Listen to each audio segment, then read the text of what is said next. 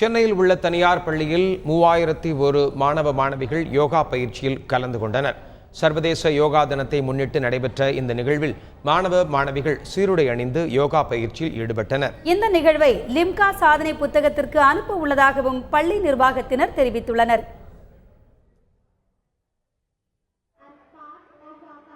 இங்க சண்டே யோகா டே வருது, இன்டர்நேஷனல் யோகா டே. இதுக்கு 3001 ஸ்டூடெண்ட்ஸ் யோகா பண்றாங்க. I feel very proud. இங்க மேனேஜ்மெண்ட், கரஸ்பாண்டன்ட் எல்லாம் வெரி சப்போர்ட் பண்ணியிருக்காங்க. யோகாவால் எங்களுக்கு நிறைய பெனிஃபிட்ஸ் இருக்கு.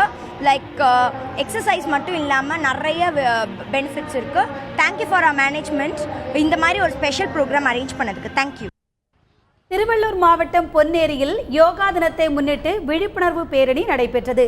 தனியார் பள்ளி மாணவர்கள் நடத்திய இந்த யோகா சாகச விழிப்புணர்வு பேரணியில் ஐஸ் கட்டிகள், பானை, முட்டை ஆகியவற்றின் மீது அமர்ந்து யோகா செய்து காட்டப்பட்டது. குறிப்பாக டிராக்டரில் மேல் பொருத்தப்பட்டிருந்த ஏணியின் மீது ஏறி யோகாசனம் செய்த மாணவர்களை பார்த்த பொதுமக்கள் மெய்சிலிர்த்து நின்றனர். யோகா குறித்த விழிப்புணர்வு வாசகங்கள் அடங்கிய பதாகைகளையும் மாணவர்கள் கையில் ஏந்தி சென்றனர்.